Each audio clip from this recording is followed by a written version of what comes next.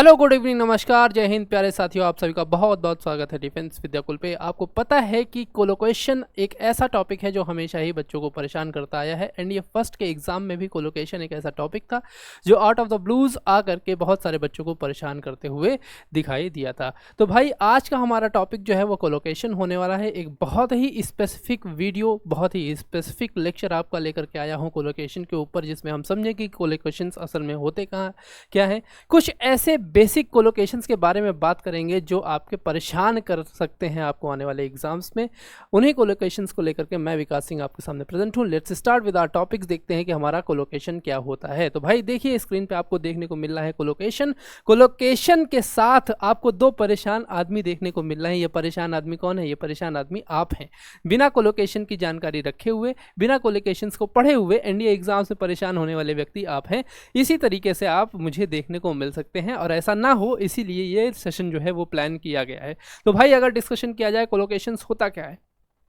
Collocations कोई हवा नहीं है। कोलोकेशन से कोई बाहर से आया हुआ एलियनेटेड टॉपिक नहीं है। कोलोकेशन एक ऐसा टॉपिक है जिस टॉपिक को आप जनरली अपने आसपास के जीवन में अपनी इंग्लिश लैंग्वेज में सुनते आते हैं, देखते आते हैं और समझते आते हैं, बट आपको मालूम ही नहीं होता कि ये असल में कोलोकेशंस है। कोलोकेशंस वो पेयर ऑफ वर्ड्स होते हैं जो केवल इसलिए साथ में लगते हैं क्योंकि वो सुनने में अच्छे लगते हैं।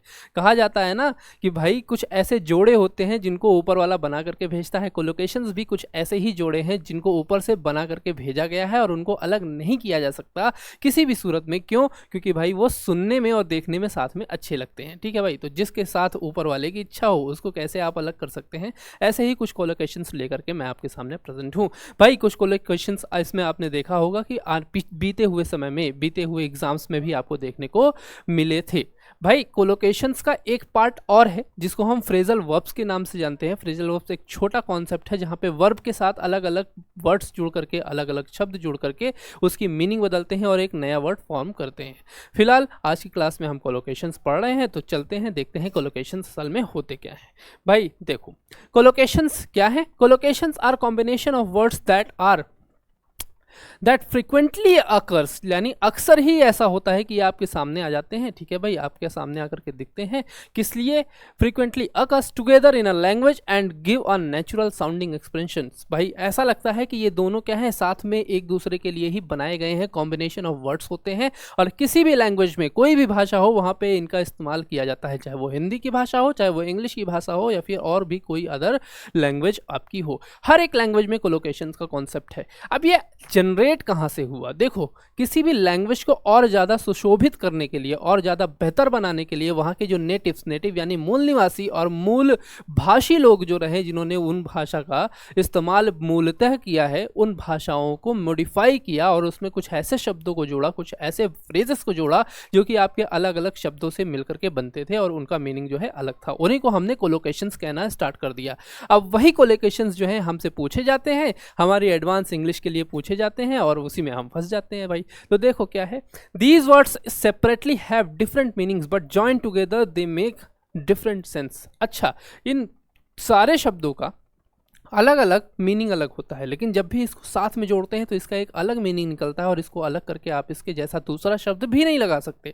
अगर इसमें आप एग्जाम्पल देखें तो एग्जाम्पल, सबसे बड़ा क्लासिकल एग्जाम्पल होता है फास्ट फूड। फास्ट फूड एक ऐसा क्लासिकल एग्जाम्पल है जिसे बच्चे बहुत ज़्यादा पसंद करते हैं, बहुत ज़्यादा फैमिलियर हैं। लेकिन आपने कभी सोचा, फास्ट का मतलब होता है तेज और फूड का मतलब होता है खाना, तो इसका मतलब यह है कि वो खाना जो जल्दी पक जाता है, ऐसा वो खाना जो रेडी टू मेक होता है। तो फास्ट का ही कोई सिनोनिम और फास्ट से ही मिलता जुलता एक कोई शब्द अगर हम उठा करके फास्ट की जगह लगा दें और उसके साथ फूड जोड़ दें तो क्या वो आपका सही पेयर बन जाएगा? अगर इस प्रश्न का सवाल, इस सवाल का जवाब देना हो तो आप बताइए। इसके रिगार्डिंग हम ऐसा करते हैं कि एक प्रैक्टिकल करते हैं और उस प्रैक्टिकल में क्या करेंगे, हम फास्ट फूड में क्विक फूड लगा देते हैं। फास्ट फूड में फास्ट को हटा करके क्विक फूड बना देते हैं।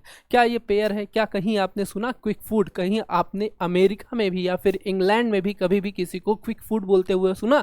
नहीं, क्योंकि ये एग्जिस्ट ही नहीं करता। इसी को कहते हैं कोलोकेशंस। कुछ ऐसे पेयर ऑफ वर्ड्स जो कि आपके हमेशा साथ में ही रहते हैं, ठीक है, उनको रिप्लेस नहीं किया जा सकता, सिनोनिम्स नहीं लगाए जा सकते उनकी जगह पे आप दूसरे उन्हीं की जैसे मिलते जुलते शब्दों का यूज़ करके उसका मीनिंग जो है सेम नहीं निकाल सकते। इन्हीं शब्दों को हम कोलोकेशंस कहते हैं। ठीक है भाई, इन्हीं शब्दों को हम कोलोकेशंस कहते हैं। दूसरी बात, कोलोकेशंस बनते कैसे हैं भाई? देखो, कोलोकेशंस बनाए जाते हैं अलग अलग पार्ट्स ऑफ स्पीच को जोड़ करके। कई बार क्या होता है, वर्ब और नाउन का कोलोकेशन बनता है, यानी वर्ब में अगर आप नाउन जोड़ देते हैं तो उसका एक कोई कोलोकेशन तैयार हो जाता है। साथ ही में एडजेक्टिव के साथ नाउन जोड़ते हैं तो आप उसका कोलोकेशन तैयार होता देख सकते हैं। दो अलग अलग नाउन मिल करके कोलोकेशंस बना सकते हैं, एडवर्ब और एडजेक्टिव मिल करके कोलोकेशंस बना सकते हैं, साथ ही साथ में वर्ब और एडवर्ब भी मिल करके कोलोकेशंस बना सकते हैं। ज्यादातर पूछा जाता है प्रीपोजिशन और नाउन का कोलोकेशन, ठीक है। सही नाउन के साथ सही प्रीपोजिशन को लगाना कोलोकेशन का बहुत इंपॉर्टेंट फैक्टर होता है, और इसमें बहुत सारे बच्चे फंसते हैं, बहुत सारे क्वेश्चन इससे जो है देखने को मिलते हैं। अगर कुछ एग्जाम्पल्स इस तरीके से देखे जाएं तो सब कॉमन कोलोकेशंस की अगर हम बात करें तो कुछ ऐसे क्वेश्चंस, कुछ ऐसे एमसीक्यूज मैं आपके सामने लेकर के प्रेजेंट हुआ हूं, जिन क्वेश्चंस को करके आपको समझ में आएगा कि कोलोकेशंस का इंपॉर्टेंस क्या है और कोलोकेशंस हमें क्यों पढ़ने चाहिए। I have come to know that the two brothers have dash fallen though, fallen through, fallen out, fallen for और फॉलन शॉर्ट। अब भाई यहाँ पे दो शब्दों का इस्तेमाल किया गया है। क्या है भाई? देखिए, अगर मैं इसमें बात करूं दो शब्द कौन कौन से हैं, तो इस शब्द में पहली बात तो ये कि इसका करेक्ट आंसर क्या होगा? इसका करेक्ट आंसर होगा फॉलन आउट, ठीक है भाई। इसका करेक्ट आंसर क्या होगा? Fallen out, fallen out. और फॉलन आउट का मतलब होता है क्वारल्ड, यानी लड़ाई हो जाए। जब भी किन्हीं दो लोगों के बीच में लड़ाई हो जाती है, जो पेयर्स होते हैं, तो वहां पे हम बोलते हैं फॉलन आउट, ठीक है भाई। अब फॉलन आउट को अगर आप ब्रेक करके इसकी मीनिंग निकाले तो इसका मतलब हो गया, एक फॉलन का मतलब हो गया गिर गया, और आउट का मतलब हो गया बाहर। लेकिन दोनों को जब कंबाइन किया तो कंबाइन करने का मतलब क्या निकला? कंबाइन करने का सेंस क्या निकला? कि उनके बीच में लड़ाई हो गई है। और इस बात को गेस कर पाना केवल पढ़ करके नामुमकिन है, बहुत ही जटिल है। इसी वजह से इन सारे कोलोकेशंस को पढ़ना, इनके लिए इनके साथ फैमिलियर होना और इनको याद करना बहुत ज्यादा इंपॉर्टेंट बन जाता है। सेकंड क्वेश्चन, वहीं पे अगर हम बात करें, I accepted the offer dash certain conditions. Obvious है भाई, अगर आपने नहीं पता, इन सर्टेन कंडीशंस यहां पे लगाना बहुत सारे बच्चों की समस्या होगी। इन सर्टेन कंडीशंस, ऐसी परिस्थितियों में, क्योंकि हिंदी में जब भी आप बात करते हैं तो परिस्थितियों के साथ में लगाया जाता है, लेकिन समस्या यही है कि जब आप कोलोकेशन के साथ इसको लगाते हैं तो इसमें करेक्ट फॉर्मेट होता है ऑन, हमेशा ऑन सर्टेन कंडीशंस लगाया जाता है, और यही आपका रूल है, यही आपका पेयर है। इसमें लॉजिक नहीं ढूंढा जाता, कोलोकेशंस में कभी भी लॉजिक नहीं देखा जाता, ट्रांसलेशन नहीं देखा जाता, कोलोकेशंस ग्रामेटिकल एक्सप्रेशन नहीं है। कोलोकेशंस इन सब चीजों के परे होकर के एक ऐसा पेयर है जिसे ऊपर वाले ने या फिर इंग्लिश लैंग्वेज के ओरिजिनेटर्स ने ऐसा ही बना दिया है, और ऐसा ही चलेगा। इसमें किसी तरीके का कोई बदलाव ग्रामेटिकल एरर के हवाले से या फिर किसी और तरीके से नहीं किया जा सकता। बात करें हम तीसरे क्वेश्चन की, तो तीसरा पॉइंट हमारा कहता है she has always dash great importance to education. भाई, इंपॉर्टेंस टू एजुकेशन किसके साथ जोड़ोगे? कनेक्टेड, फास्ट एंड ग्लूड, तीनों शब्दों का मतलब क्या होता है? फास्ट एंड मतलब बांधा हुआ, कनेक्टेड मतलब जुड़ा हुआ, ग्लूड मतलब भाई चिपका हुआ। लेकिन करेक्ट वर्ड जो आता है आपका इंपॉर्टेंस के साथ, ठीक है, वो क्या आता है? वो आपका अटैच्ड आता है। कौन सा वर्ड आता है? अटैच्ड आता है। इसलिए कभी भी आपका इंपॉर्टेंस और इंफॉर्मेशन के साथ कोई भी वर्ड अगर यूज होगा तो वो कौन सा होगा? वो अटैच्ड होगा। इस तरीके के क्वेश्चंस को कर पाना मुश्किल है, और इसी तरीके के इंपॉर्टेंट इंफॉर्मेटिव क्वेश्चंस जो है वो हम आपको प्रिपेयर कराते हैं। नेक्स्ट क्वेश्चन अगर हम देखें तो क्वेश्चन कहता है the manager will dash a meeting. भाई, मीटिंग क्या की जाती है? मीटिंग ली जाती है ना। टेक मतलब होता है हैव करना, लेना, ठीक है, किसी चीज को पजेस करना, लेकिन टेक का मीनिंग होता है पजेस करना, और मीटिंग कभी भी होल्ड की जाती है। इसीलिए आप लोगों ने शब्द सुना होगा held a meeting, hold a meeting. कभी आप लोगों ने टेक अ मीटिंग नहीं सुना होगा। तो मीटिंग लेनी है किसी मैनेजर को तो वो क्या बोलेगा कि I will hold a meeting, यानी क्या है? होल्ड अ मीटिंग इसमें करेक्ट ऑप्शन हो जाएगा। तो मीटिंग के साथ क्या लगता है? हमेशा होल्ड लगता है। क्या लगता है? हमेशा होल्ड लगता है। नेक्स्ट क्वेश्चन की अगर हम बात करें तो we should not dash risk with public safety. अब ये तो कॉमन है, इसको आप लोगों ने कई बार सुना होगा। रिस्क साथ हमेशा टेक लगता है ना। क्या लगता है? टेक लगता है। Take risk with public safety. But अगर यहां पे हम इसको विद हटा करके टू कर दें, विद हटा करके टू कर दें और इसके साथ टेक लगा दें तो उस कंडीशन में बेटा ये गलत हो जाएगा। उस कंडीशन में सही कोलोकेशन क्या आएगा, ब्रिंग।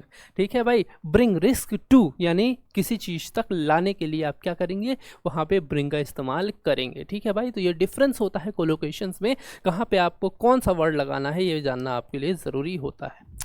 अगला क्वेश्चन की अगर हम बात करें, आई एम सॉरी, ठीक है, but I can't dash your request at the moment, I can't accept your request.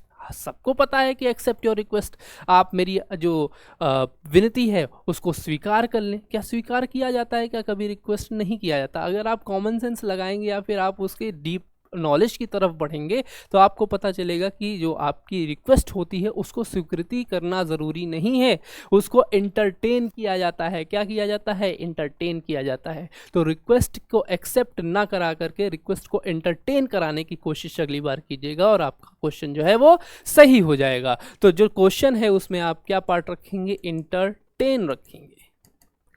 क्या आता है, एंटरटेन आता है। He was asked to dash responsibility for the failure.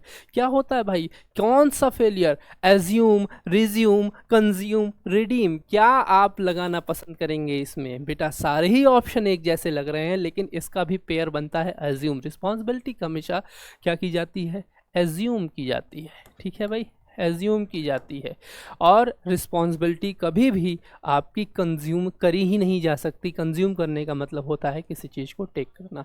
तो these were some common collocations जो कि नेचुरल इंग्लिश में आजकल बोले जाते हैं, यूज़ किए जाते हैं और जिनका डिमांड जो है वो एनडीए के पर्सपेक्टिव से, इवन मोर कॉम्पिटिटिव एग्जाम्स के पर्सपेक्टिव से इंग्लिश में बढ़ गया है। तो this was the class. For such more informative videos you can subscribe Defense Vidya Kul and you can join us, follow us for such more informative videos. Thank you very much.